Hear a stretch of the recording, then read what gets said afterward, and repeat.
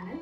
இன்னைக்கு நம்ம வீடியோவில் என்ன பார்க்க போகிறோம்னு சொன்னால் ஒரு பாரம்பரிய டிஷ்ஷுன்னு கூட இதை சொல்லலாம், இல்லையா சௌராஷ்டிரா அத்தன்டிக் டிஷ்ஷுன்னு கூட இதில் நம்ம சொல்லலாம்.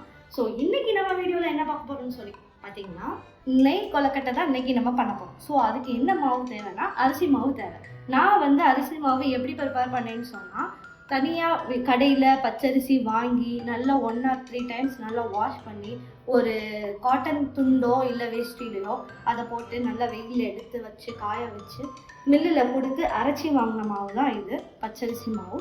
ஸோ இந்த மாவில் தான் நான் இன்றைக்கி அரிசி கொலக்கட்டை, அதாவது நெய் கொலக்கட்டை பண்ண போகிறேன். ஸோ இதில் நம்ம என்ன ஆட் பண்ண போகிறோம்னா உப்பு, தேவையான அளவுக்கு உப்பு, அப்புறம் தண்ணி சேர்த்து நம்ம ஒரு பேட்டர் ரெடி பண்ண போகிறோம். அவ்வளோதான்.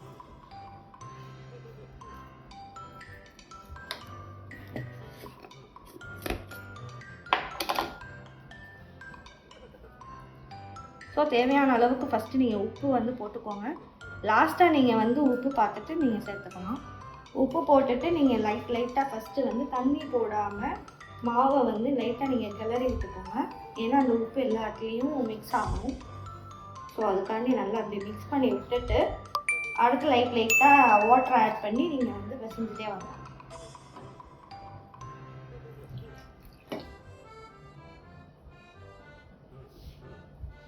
நீங்கள் இந்த பச்சரிசி மாவு மில்லில் கொடுத்து அரைக்கும் போது நீங்கள் கேட்டு வாங்குங்க. ஏன்னா கொலக்கட்டைக்குன்னா அவங்க அதுக்கேற்ற மாதிரி அரைப்பாங்க.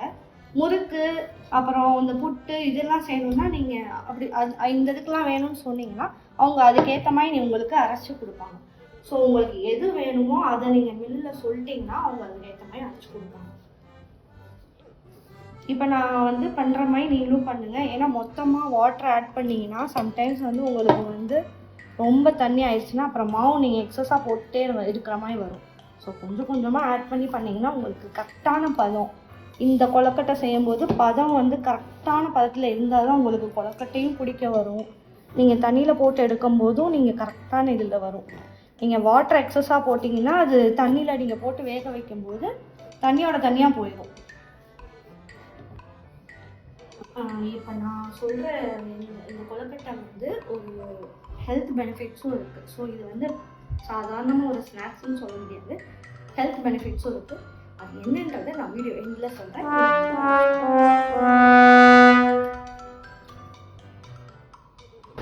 நீங்கள் நிறைய பேருக்கு சமைக்கிறப்போ நீங்கள் நிறைய மாவு போடுற மாதிரி வருங்க.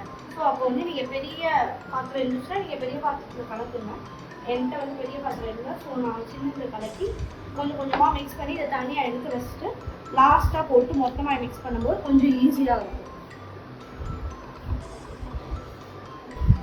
நீங்கள் மாவு பிசையும் போதே நீங்கள் கொஞ்சம் சாஃப்டாக இருக்கிற மாதிரியே பிசைஞ்சு எடுத்துக்கோங்க. ஏன்னா நீங்கள் ரொம்ப ரொம்ப கெட்டியாக இருந்துச்சுன்னா நீங்கள் கொலக்கட்டை பிடிச்சி அது தண்ணியில் போட்டு வேக வைக்கும் போது ரொம்ப ஹார்டாக வரும். ஸோ நீங்கள் கரெக்டான பதத்தில் எடுத்திங்கன்னா உங்களுக்கு ரொம்ப சாஃப்டாக கிடைக்கும். இது சாப்பிடவும் சூப்பராக இருக்கும்.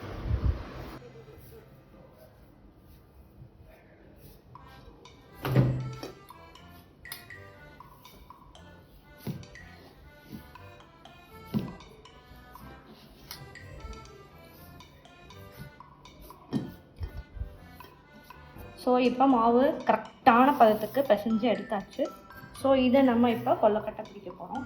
ஒரு பேப்பர் கீழே விரிச்சுக்கிட்டு நம்ம எப்பயும் போல் கொலக்கட்டை பிடிக்கலாம். இது கொஞ்சம் டிஃப்ரெண்ட்டாக இருக்கும். நான் பண்ணி காமிக்கிறேன்.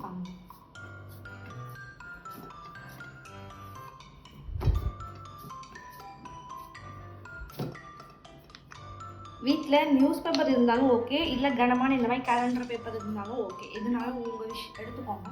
எடுத்துட்டு இது லைட்டாக கொஞ்சம் எடுத்துட்டு மாவு நீங்கள் உருண்டை பிடிக்கலாம், இல்லைன்னா இந்த மாதிரியும் பண்ணலாம், இல்லைன்னா இந்த மாதிரி பண்ணலாம். இந்த மாதிரி பண்ணிங்கன்னா நல்லாயிருக்கும். ஸோ இந்த 2 டிஃப்ரெண்ட்டில் பண்ணி நம்ம இப்போ இதை நல்லா தண்ணியெலாம் போகுறங்க கொஞ்சம் நல்லா காய வைக்கணும்.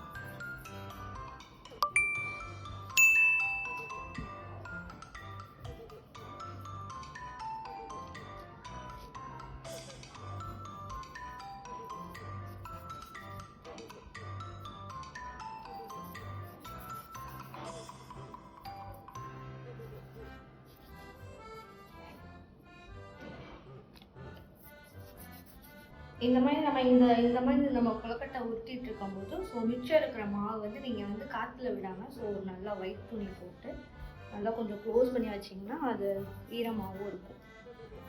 காட்டனோ இல்லை நல்ல ஒயிட் துணி வச்சுருந்தாலும் ஓகே.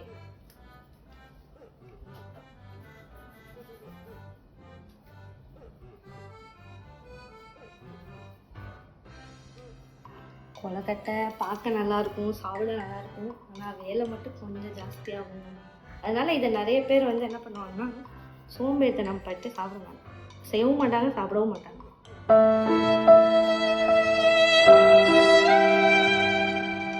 இப்போ நம்ம கொழுக்கட்டை பிடிச்சி அதை காற்றுல உலர விட்டுருக்கோம்.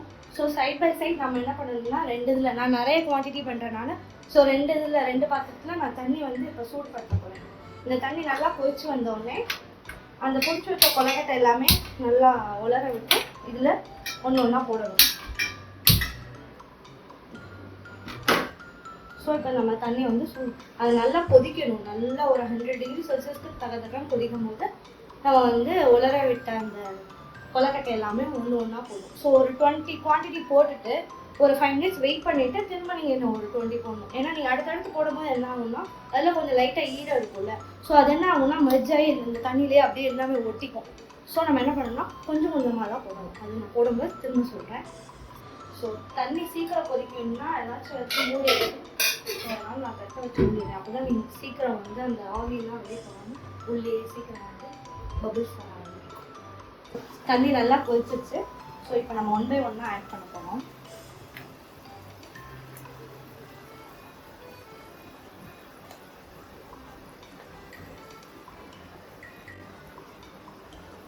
ஸோ ஒரு 5 மினிட்ஸ் வெயிட் பண்ணிவிட்டு அதுக்கப்புறம் கொஞ்சம் போடணும். ஸோ இந்த மாதிரி எடுத்து பார்த்தா தனித்தனியாக வரணும். ஸோ இந்த மாதிரி ஒட்டாமல் கொஞ்சம் தனித்தனியாக எடுத்து வரணும். ஸோ தனித்தனியாக வருதுன்னா ஓகே, நீங்கள் அடுத்த செட்டாக போடணும். ஸோ இந்த சைடு தண்ணி கொதிச்சிச்சு. சுமார் சைட் பை சைடு நம்ம இந்த சைடும் போடணும்.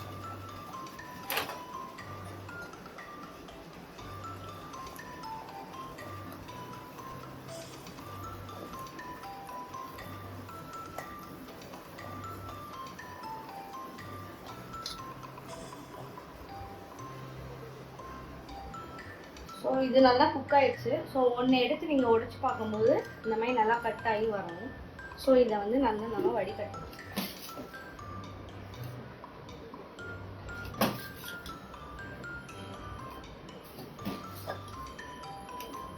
இந்த மாதிரி உதிரி உதிரியாக வரணும்.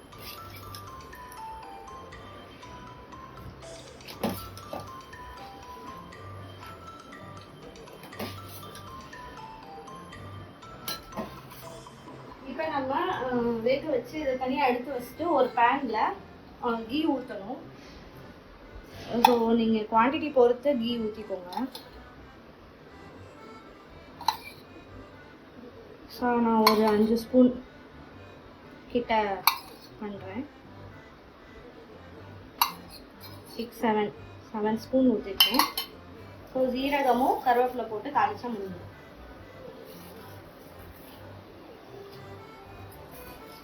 இதோட வந்து கொஞ்சம் பெப்பர் பொடியும் போட்டுருணும். நான் வீடியோ ஸ்டார்டிங்கில் சொல்லியிருப்பேன் உங்கள்கிட்ட, இது வந்து ஒரு ஹெல்த் ஃபுட்டு ப்ளஸ் மெடிசினல் யூஸஸ்க்குன்னு சொன்னேன்ல, இதுதான். இந்த வேக வச்ச கொழுக்கட்டையும் இந்த நெய் அண்ட் பெப்பர் சேரும்போது என்ன ஆகும்னா இது கோல்டு அண்ட் காஃபிக்கு வந்து ஒரு குட் மெடிசன் அண்ட் குட் ஸ்நாக்ஸும் கூட. ஸோ கருவேப்பிலை, ஜீரகம், பெப்பர் ஆகி போட்டுருக்கோம். நீங்கள் வந்து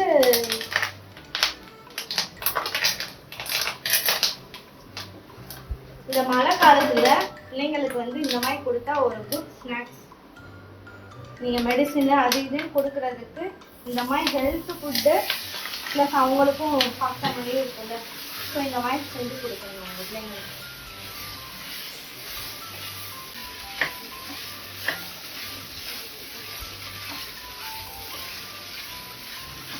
அவ்வளோதான், ரெடி. நெய் கொழுக்கட்டை ரெடி.